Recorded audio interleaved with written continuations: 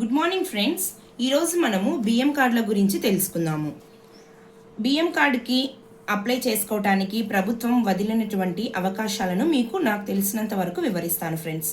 Already 3 weeks బ్యాకే ఇది జరుగుతుంది. ఇంకా తెలియని వారు ఎవరైనా ఉంటే దయచేసి తెలుసుకోగలుగుతారు. Okay friends, first new rice card. కొత్తగా బియ్యం కార్డుకి అప్లై చేసుకోవడానికి అర్హులు ఎవరంటే ఇంతవరకు బియ్యం కార్డులో ఎవరు కూడా ఉండనటువంటి వారు, ఎటువంటి బియ్యం కార్డు లేనటువంటి వారు దీనికి అర్హత కలిగి ఉంటారు ఫ్రెండ్స్. ఓకే, అసలు మాకు బియ్యం కార్డే లేదు అంటే ఫస్ట్ ఆలోచించాలి, ఎందుకు బియ్యం కార్డు లేదు, ఒకవేళ ఏమైనా రిజెక్ట్ అయ్యిందా అనేది మీరు గమనించి ఈ యొక్క 6 కారణాలు మీ హౌస్ హోల్డ్ మ్యాపింగ్లో ఏ ఒక్కరికి ఉన్నా కూడా మీకు బియ్యం కార్డు అప్లై చేసుకోవటానికి రాదు ఫ్రెండ్స్. 6 కారణాలు ఏమంటే 4 చక్రాల వాహనం ఉండకూడదు, 10 ఎకరాల కంటే ఎక్కువ పొలం ఉండకూడదు, గవర్నమెంట్ జాబ్ హోల్డర్ ఉండకూడదు, 300 యూనిట్స్ కంటే ఎక్కువ విద్యుత్ నెలకు వినియోగించకూడదు, ఇన్కమ్ ట్యాక్స్ పేయర్ అయి ఉండకూడదు, పట్టణంలో 1000 స్క్వేర్ ఫీట్స్ కంటే ఎక్కువగా ఉండకూడదు స్థలం. ఓకే ఫ్రెండ్స్, ఈ 6 కారణాలు ఉండి బియ్యం కార్డు లేకపోతే అటువంటి వారికి మరలా బియ్యం కార్డు అప్లై చేసుకోవటానికి అర్హత ఉండదు. దయచేసి ఇది గమనించండి. ఈ కొత్త బియ్యం కార్డు అప్లై చేసుకోవడానికి కావాల్సిన పత్రాలు: అప్లికేషన్ ఫాము, కుటుంబంలోని అందరి ఆధార్ కార్డులు, పిల్లలైతే పిల్లల యొక్క బర్త్ సర్టిఫికేట్స్ ఖచ్చితంగా తీసుకొని జిరాక్స్ వెళ్ళాలి ఫ్రెండ్స్. నెక్స్ట్ సెకండ్ వన్, బియ్యం కార్డులో సభ్యులను జోడించడం. ఈ విభాగంలో మీ భార్యని మీ కార్డులో యాడ్ చేయాలి అంటే, లేదా మీ భర్తని మీ కార్డులో యాడ్ చేయాలి అంటే, లేదా మీ పిల్లలను మీ కార్డులో యాడ్ చేయాలి అంటే మీరు ఈ సర్వీస్ని ఉపయోగించుకోవాలి. వీటికి కావలసినటువంటి పత్రాలు: మీ భార్యను మీ కార్డులో యాడ్ చేయాలి అంటే ఖచ్చితంగా మీ భార్య ఆధార్ కార్డులో భర్త పేరు ఉండాలి. ఒకవేళ పిల్లలను మీ కార్డులో యాడ్ చేయాలంటే పిల్లల యొక్క జనన ధృవీకరణ పత్రం అంటే బర్త్ సర్టిఫికేట్ ఖచ్చితంగా తీసుకొని వెళ్ళాలి.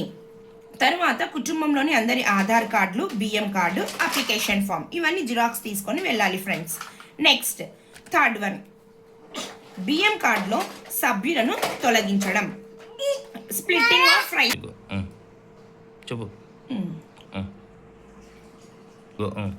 ఓకే ఫ్రెండ్స్, ఇక్కడ ఒకటి తప్పు చెప్పాను. బియ్యం కార్డులో సభ్యులను తొలగించడం అంటే డిలీషన్ ఆఫ్ మెంబర్ కార్డ్ అనమాట. ఓకే, కార్డులో ఎవరైనా చనిపోయి ఉంటే మాత్రమే మనం బియ్యం కార్డులో నుంచి డిలీట్ చేస్తాము. గుర్తుపెట్టుకోండి ఫ్రెండ్స్. వచ్చి నేను గవర్నమెంట్ హోల్డర్ని, నన్ను డిలీట్ చేయండి అని కొంతమంది అడుగుతూ ఉంటారు. మాకు ల్యాండ్ ఉంది, మమ్మల్ని తీసేయండి అని. ఇలా రాదు ఫ్రెండ్స్. ఖచ్చితంగా చనిపోయిన వారికి మాత్రమే మనకు డిలీషన్ ఆప్షన్ వదిలారు ఫ్రెండ్స్. ఇది ఒకటి గుర్తుపెట్టుకోండి. దీనికి కావాల్సినటువంటిది అప్లికేషన్ ఫాము, డెత్ సర్టిఫికేట్, బియ్యం కార్డు, ఆధార్ కార్డులు ఇవన్నీ జిరాక్స్లు తీసుకొని వెళ్ళాలి. నెక్స్ట్ ఫోర్త్ వన్, 4వది కార్డు విభజన. ఇది స్ప్లిట్టింగ్ ఆఫ్ రైస్ కార్డ్ అనమాట. కుటుంబంలో పెళ్ళి అయినటువంటి వారిని మనము సపరేట్ చేస్తాము అంటే కార్డులో భార్యాభర్త, మరలా భార్యాభర్త, అత్త మామ, కొడుకు కోడలు ఈ విధంగా 4 ఉన్నచో మనము కొడుకు కోడల్ని సపరేట్ చేయొచ్చు అనమాట. అంతేకాని అమ్మను పెట్టి మా పిల్లల్ని పెట్టి మా ఇద్దరిని బయటికి తీయండి అని కొంతమంది అడుగుతూ ఉంటారు. అలా రాదు ఫ్రెండ్స్. ఖచ్చితంగా కార్డులో 4 ఉండాలి, 2 పెయిర్స్ ఉండాలి, 2 జంటలు ఉండాలి, భార్యాభర్త. ఈ విధంగా ఉన్నప్పుడు మాత్రమే ఈ సర్వీస్ ఉపయోగపడుతుంది. దయచేసి ఇది గమనించవలెను.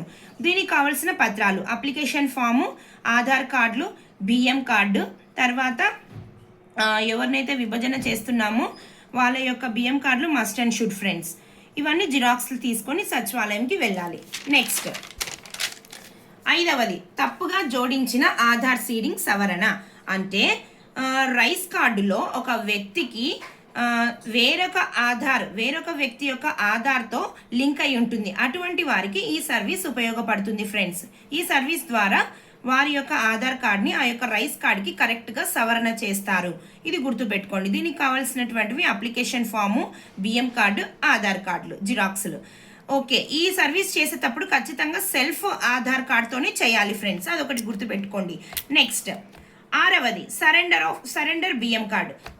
ఓకే, సరెండర్ అంటే మాకు బియ్యం కార్డు వద్దు అని డైరెక్ట్గా స్వచ్ఛందంగా వాళ్ళు ప్రభుత్వానికి కార్డుని సరెండర్ చేయొచ్చు ఫ్రెండ్స్. ఓకే, ఈ సర్వీస్లన్నీ చేసిన తర్వాత మీకు ఒక అప్లికేషన్ నంబర్ వస్తుంది. టీ నంబర్తో స్టార్ట్ అవుతుంది ఆ అప్లికేషన్ నంబర్. ఈ టీ నంబర్ ద్వారా ఈకేవైసీ చేసుకోవాలి. ఈ ఈకేవైసీ అనేది మనకు సచివాలయంలో పంచాయత్ సెక్రటరీ గారికి ఇచ్చారు, విఆర్ఓ గారికి ఇచ్చారు, మహిళా పోలీస్ గారికి ఇచ్చారు, డిజిటల్ అసిస్టెంట్ గారికి ఇచ్చారు. ఈ నలుగురి ద్వారా మనం ఈ టీ నంబర్తో ఈకేవైసీ చేసుకోవడానికి అవకాశం ఉంది ఫ్రెండ్స్. ఈకేవైసీ కంప్లీట్ అయిన తర్వాత విఆర్ఓ గారి లాగిన్లోకి వెళ్తుంది. విఆర్ఓ లాగిన్ గారిలో కంప్లీట్ అయిన తర్వాత ఎంఆర్ఓ గారి లాగిన్కి వెళ్తుంది. అక్కడ కంప్లీట్ అయిన తర్వాత మాత్రమే ఫైనల్గా కార్డు వస్తుంది ఫ్రెండ్స్. మీరు టీ నంబర్తో స్టేటస్ చెక్ చేసుకోవడం ఎలా అనేది చెప్తాను, ఒకసారి గుర్తుపెట్టుకోండి ఫ్రెండ్స్. మీరు గూగుల్ క్రోమ్లో కానీ మొజిల్లా ఫైర్ ఫాక్స్లో కానీ వెళ్ళి VSWS లాగిన్ అని టైప్ చేయండి. వెంటనే వార్డు సచివాలయం అని వస్తుంది, పైనే ఉంటుంది, అది సెలెక్ట్ చేసుకోండి. తర్వాత లాస్ట్లో సర్వీస్ రిక్వెస్ట్ స్టేటస్ అని ఉంటుంది. అక్కడ టీ నంబర్ ఎంటర్ చేసి క్యాప్చర్ ఎంటర్ చేసి సబ్మిట్ కొడితే మీ యొక్క టీ నంబర్, మీ యొక్క అప్లికేషన్ స్టేటస్ ఏ దశల్లో ఉంది, ఎక్కడ ఉంది అనేది మీరు తెలుసుకోగలుగుతారు ఫ్రెండ్స్. ఓకేనా ఫ్రెండ్స్. లాస్ట్ది రైస్ కార్డులో అడ్రస్కి చేంజ్ కొరకు కూడా మనకు అవకాశం ఉంది ఫ్రెండ్స్. రైస్ కార్డులో అడ్రస్ ఏదైనా తప్పుగా ఉంటే మీరు సవరణ చేసుకోవడానికి అవకాశం ఉంది. సెల్ఫ్ అంటే ఆ కార్డు యొక్క సెల్ఫ్ ఆధార్ నంబర్తో మాత్రమే ఇది కూడా చేయగలుగుతాము ఫ్రెండ్స్. దీనికి కావాల్సినవి బియ్యం card, Aadhaar card, application form, జిరాక్స్లు. ఓకేనా ఫ్రెండ్స్. ఈ రైస్ కార్డులో వదిలినటువంటి భాగాలన్నీ నేను మీతో వివరించాను. మీకు ఈ ఇన్ఫర్మేషన్ ఉపయోగకరం అయితే దయచేసి సబ్స్క్రైబ్ చేసుకొని, షేర్ చేసుకొని, లైక్ చేయండి. Thank you friends. ఏమైనా డౌట్స్ ఉంటే